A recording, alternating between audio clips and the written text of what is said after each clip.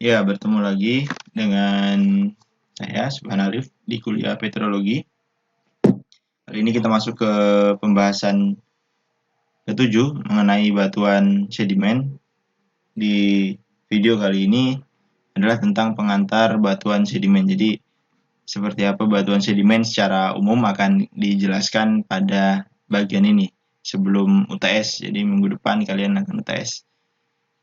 Ini adalah siklus batuan. Di pertemuan pertama kalian sudah melihat siklus batuan seperti ini, bagaimana si batuan di bumi ini mengalami perubahan bentuk, mulai dari batuan beku yang asli pembekuan dari magma, kemudian menjadi batuan sedimen akibat proses eksogenik, kemudian menjadi batuan metamorfik akibat proses endogenik, dan batuan metamorf akan berubah menjadi magma kembali jika telah melewati titik leburnya.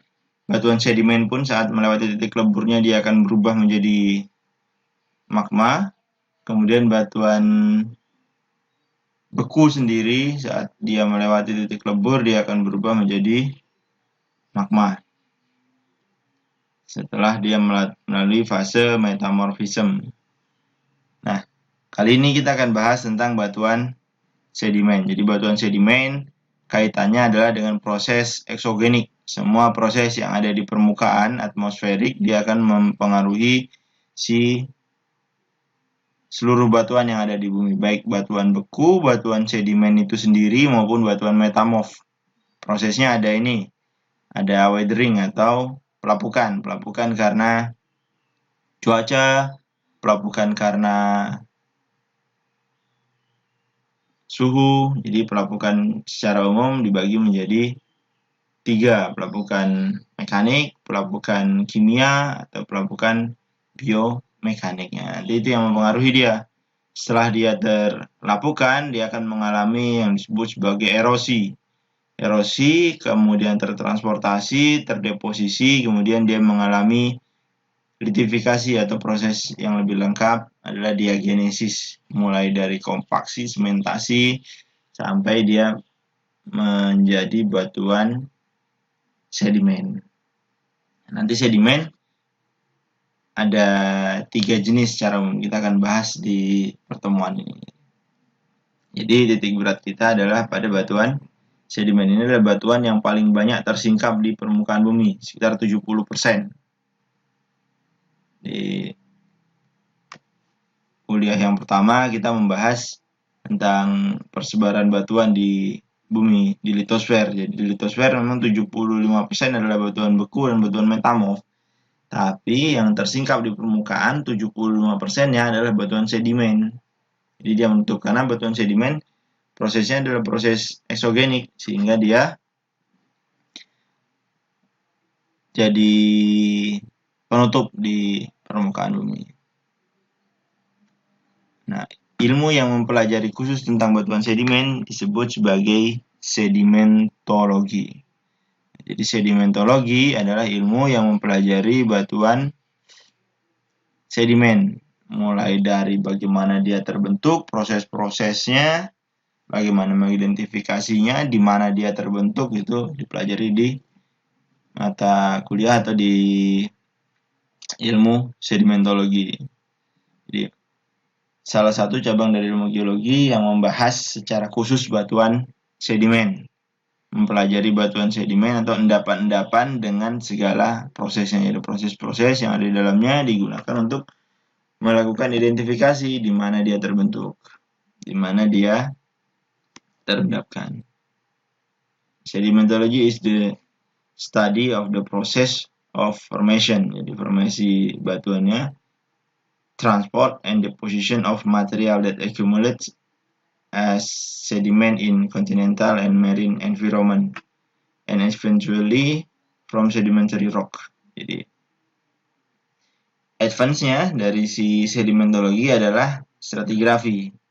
Jadi stratigrafi ini mempelajari stratanya nanti, jadi urutan-urutan terbentuknya dari kumpulan-kumpulan batuan sedimen. Ini menurut Nichols tahun 2009. Nah, sekarang Kalian pasti pernah dengar istilah sedimen dan batuan sedimen. Apa bedanya sedimen dan batuan sedimen? Kalau di awal dulu kita pernah bahas apa bedanya batu dengan batuan. Nah, sekarang kita melihat apa bedanya sedimen dan batuan sedimen. Kapan kita mengatakan dia ini sedimen, kapan kita mengatakan dia ini batuan sedimen. What is sedimen? Sedimen are loose material. Saya garis bawahi loose material ya. Sediments are loose material.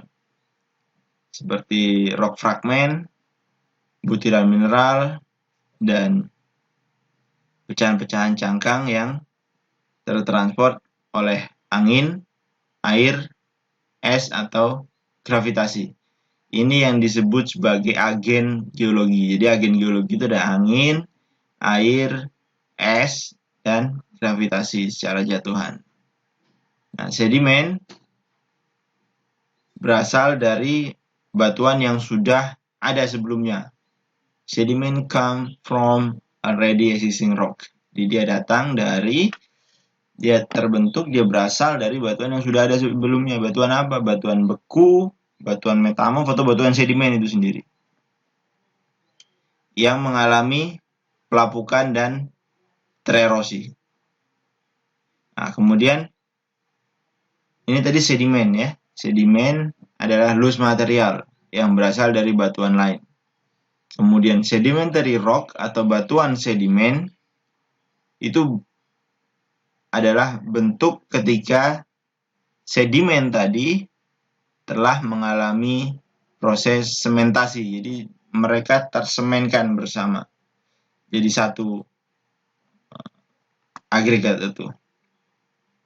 Atau ketika mineral mengalami solution atau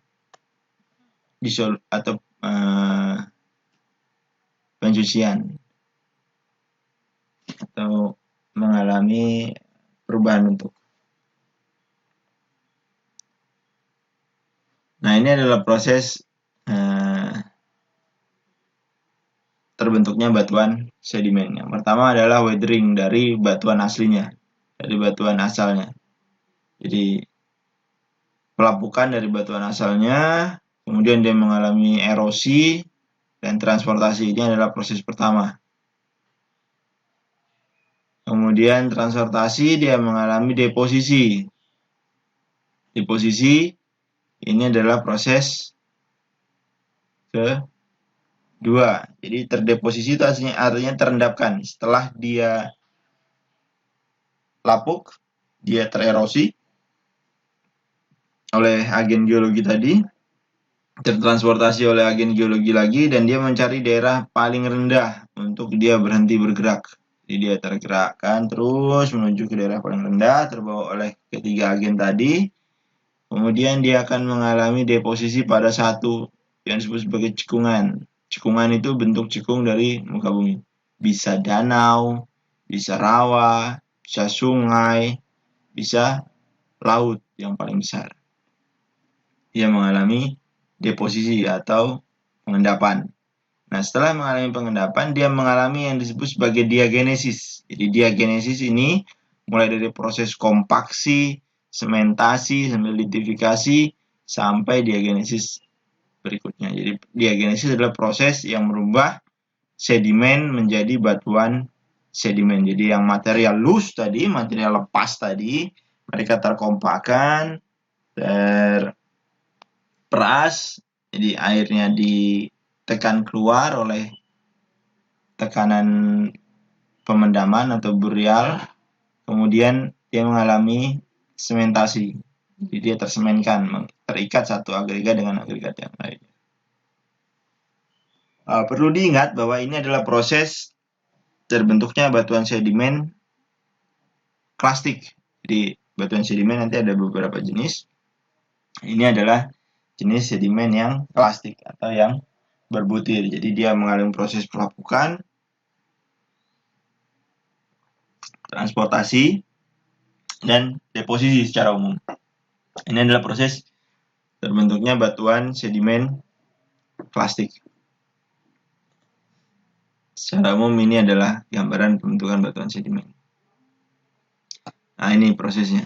Jadi dia terbentuk mulai dari proses pelapukan sampai transportasi. Semakin jauh dia mengalami transportasi, maka butirannya akan semakin halus, semakin kecil. Semakin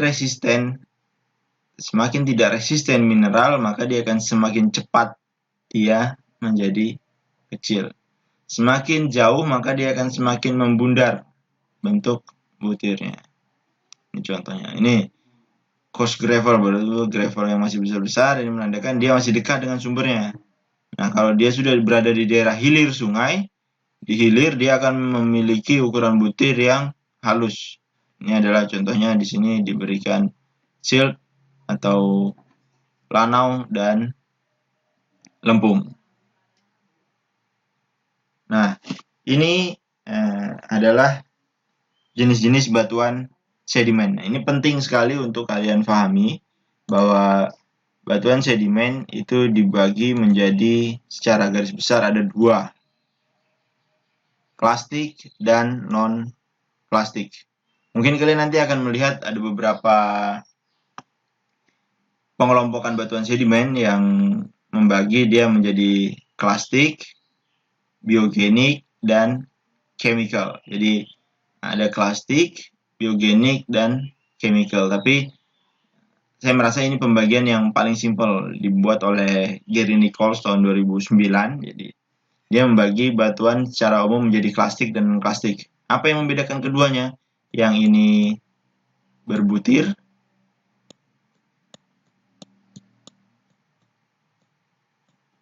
yang non-klastik. Klastik ini artinya butir. Klasikal.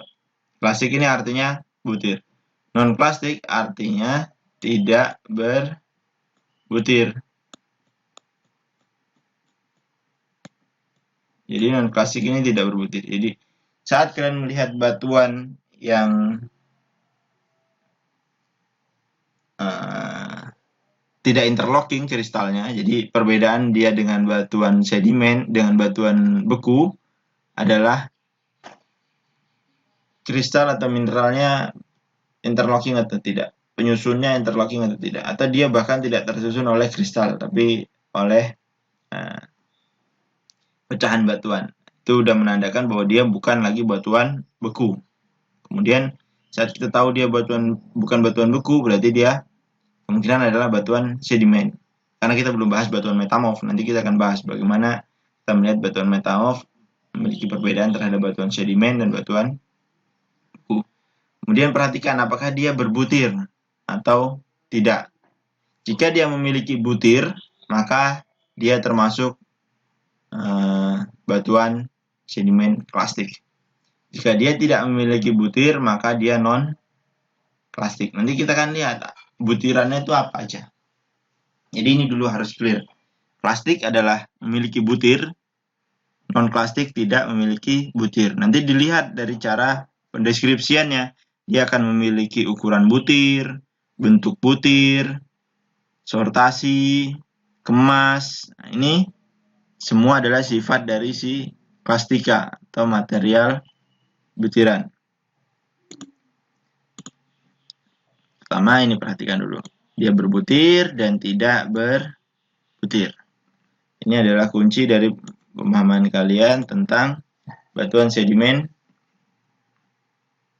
plastik dan non-plastik. Saat dia tidak berbutir, kalian jumpai di lapangan, maka dia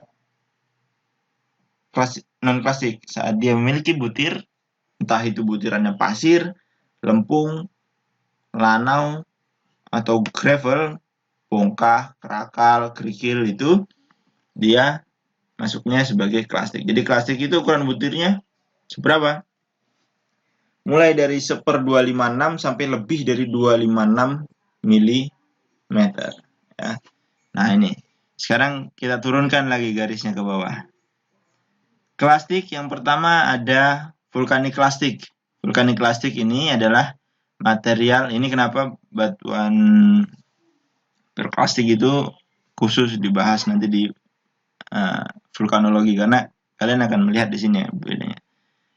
Ini vulkanik klastik, ada tuff, ada ignimbrite. Jadi tuff adalah abu dari gunung api, ada letusan gunung api yang jatuh, kemudian dia mengalami kompaksi dan terikat menjadi satu batuan yang memiliki butir juga. Ukuran butirnya adalah tuff.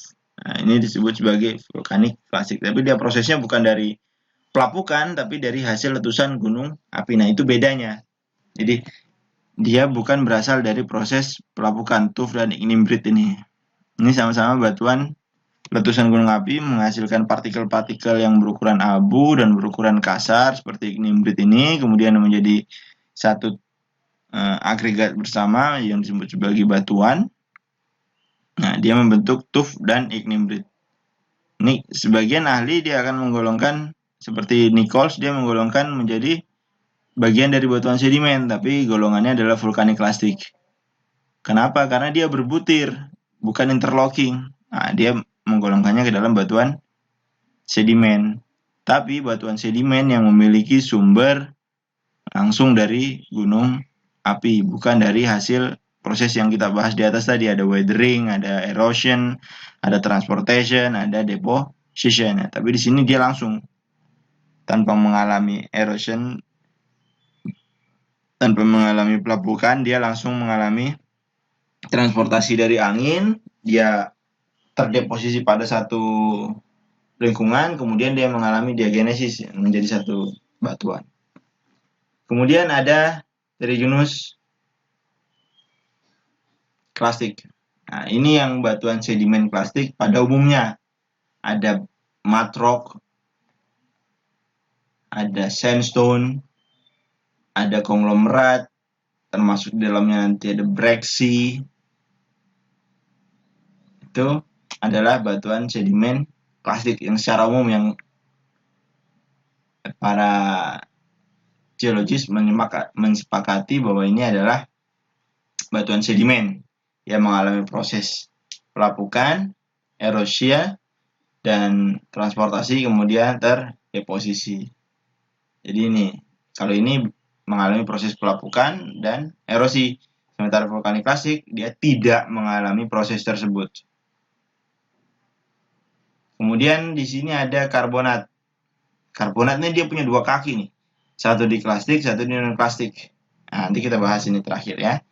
Kemudian kita lompat dulu ke bagian non-klastik. Non-klastik ini contohnya ada batu bara, ada batu besi, ada fosfat, ada siliceous deposit, ada evaporit.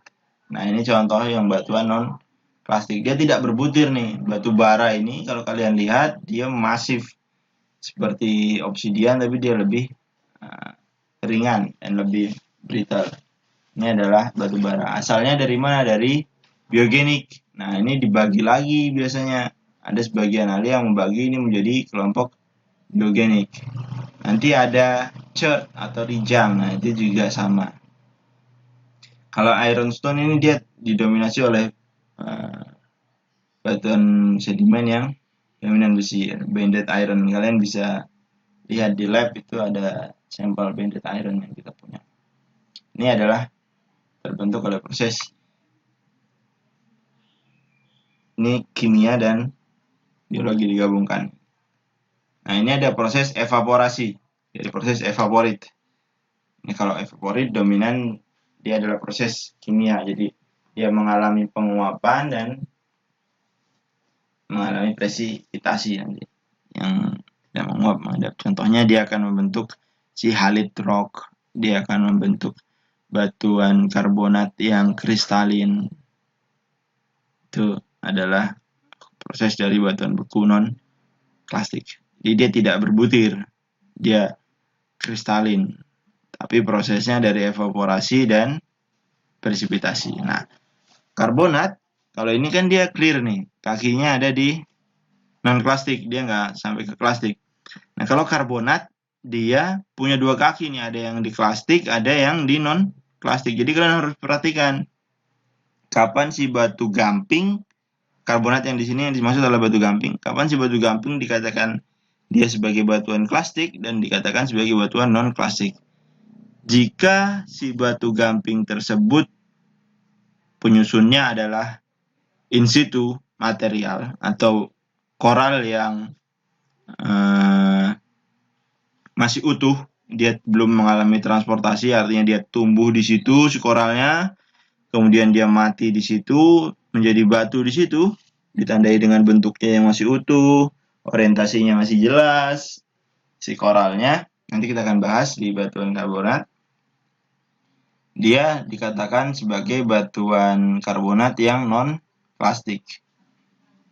Atau batuan karbonat yang dia tersusun oleh proses ini, chemical. Jadi ada batu karbonat yang kristalin.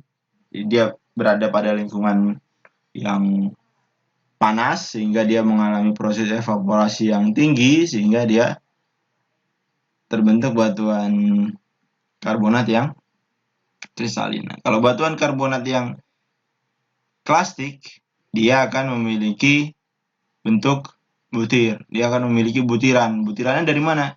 Dari batuan yang tadi ada, yang dia biogenic materialnya tadi, dari cangkang-cangkang koral yang mati dan menjadi batuan, itu hancur, terombak, tererosi, terdeposisi menjadi satu batuan yang lain. Nah, dia akan menjadi batuan sedimen plastik karena dia membentuk butir. Jadi si koral tadi pecah jadi butiran-butiran. Jadi butiran itu bukan hanya pasir, lempung, dan gravel. Saat si cangkang itu tadi pecah, kemudian koral itu tadi pecah, dia akan menjadi butiran juga pada batuan sedimen plastik. Nah, di batuan karbonat itu akan menjadi si butirannya. Jadi itu bedanya ya. Jadi kita punya 3. Jadi karbonat ini tidak selalu non-plastik karena sebagian saya dengar biasanya mahasiswa di awal menggolongkan batuan karbonat sebagai batuan non-plastik. Tidak. Jadi batuan karbonat dia punya 2 kaki di sini, yang non-plastik dan batuan karbonat plastik. Batuan karbonat non-plastik ini kalau di klasifikasinya Embry and Cloven dia akan tergolong menjadi batuan yang di Dunham yang sederhana, dia akan menjadi batuan yang bone stone atau batu gamping terumbu.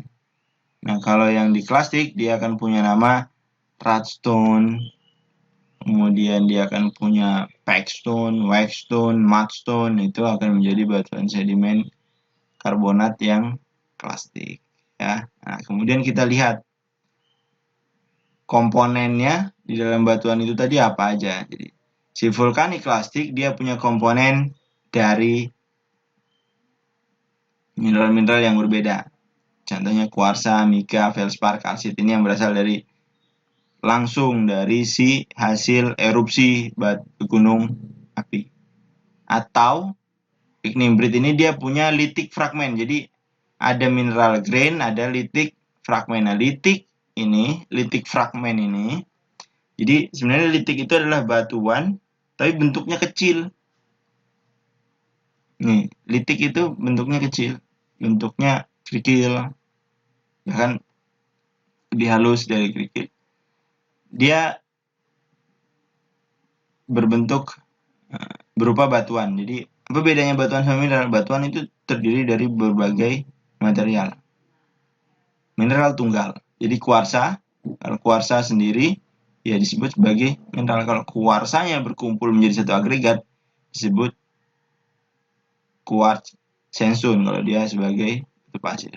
Nah, itu kalau pecah jadi ukuran kecil, nah dia jadi disebut sebagai litik. Litik kalau ngumpul jadi litik, jadi batuan sedimen. Nah, litik fragmen ini di dalamnya bisa berupa batuan sedimen lain seperti batu gamping, batu lumpur, matrok atau nanti kita kenal lebih detail sebagai seal rock atau siltstone atau claystone, atau volcanic rock itu sendiri seperti tuff itu sendiri atau pumice dan macam-macam. Ini metamorphic rock atau rijang. batuan ini pecah jadi kecil-kecil, kemudian dia berkumpul jadi satu, menjadi satu agregat. Jadi si trigonus plastik ini bisa tersusun oleh dua komponen. Kalau si vulkanik plastik dia bisa dari mineral grain dan litik fragment.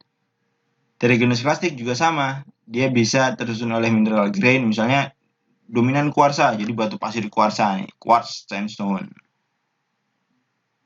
Atau dia didominasi oleh feldspar. Nanti kita akan lihat klasifikasinya. Atau dia bisa tersusun oleh litik fragment. Misalnya konglomerat, di dalamnya ada pecahan si limestone. Jadi berarti konglomerat limestone.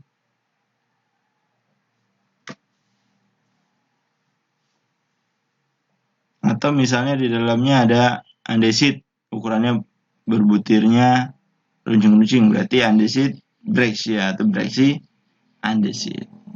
Konglomerat ini kalau bentuk butirnya membundar, brexi kalau bentuk butirnya meruncing. Nah, dia tersusun oleh ini.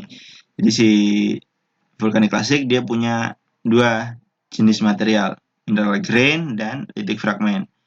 Kalau trigonus plastik dia punya mineral grain juga, dia bisa didominasi oleh misalnya quartz sandstone, kemudian dia bisa disusun oleh litik fragment, contohnya konglomerat, kemudian dia bisa tersusun oleh biogenik material, contohnya adalah cangkang, skeletal material, hancuran tanaman, algae, atau tulang-tulang. Ya, jadi misalnya di matrok ini jenisnya di dalamnya ada siltstone, claystone, shell. Nanti di dalamnya ada silisi, ada batu lempung berfosil. Misalnya, jadi di dalamnya ada cangkang-cangkang Felicopoda atau cangkang-cangkang Brachiopoda atau Gastropoda. Nanti itu termasuk dalam butiran. Ini butiran yang berasal dari biogenik material.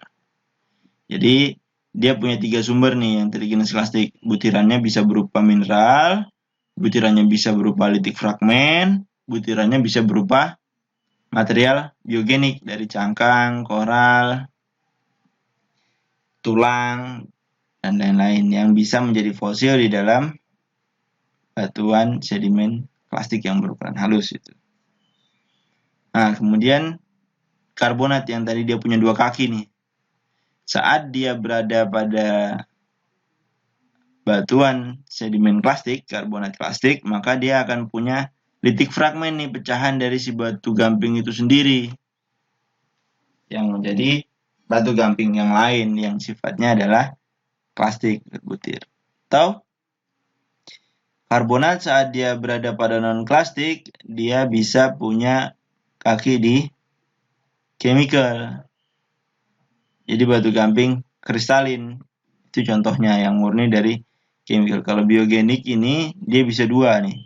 Saat dia masih in situ dia akan menjadi non-plastik. Tapi saat dia sudah mengalami proses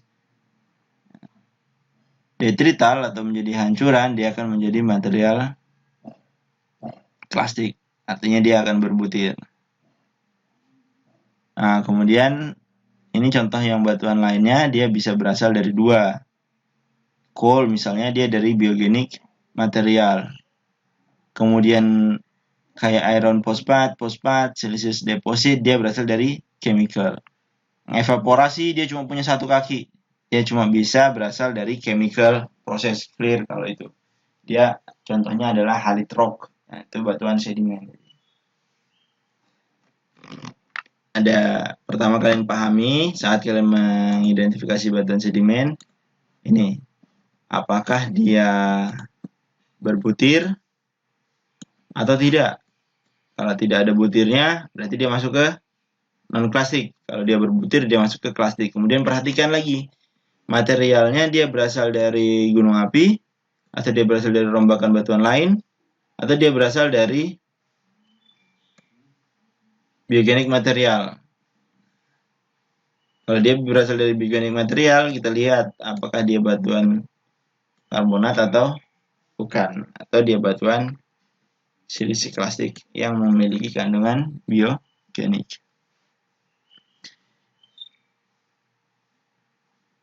Kemudian dia bisa tersusun oleh berbagai macam jenis. Pertama, dia bisa tersusun oleh butiran mineral sendiri yang didominasi oleh satu mineral tertentu, atau dia terdiri oleh pecahan batuan yang disebut sebagai litik fragmen. Contohnya adalah pada konglomerat. Kemudian apakah di dalamnya ada material biogenik sebagai penyusunnya, misalnya pecahan cangkang dan lain-lainnya. Nah, karbonat, saat batuan itu memiliki komposisi karbonat, kalian harus perhatikan apakah dia berbutir atau tidak berbutir. Saat dia berbutir berarti dia masuk ke dalam golongan karbonat klastik.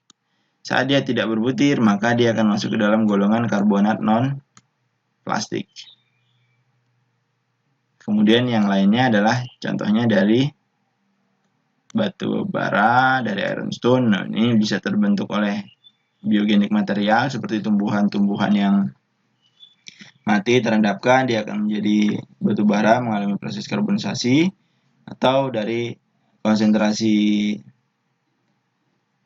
Fe yang cukup tinggi, dia akan membentuk ironstone. Atau prosesnya hanya satu, evaporasi, dia dominan satu kristal yang menjadi satu langsung.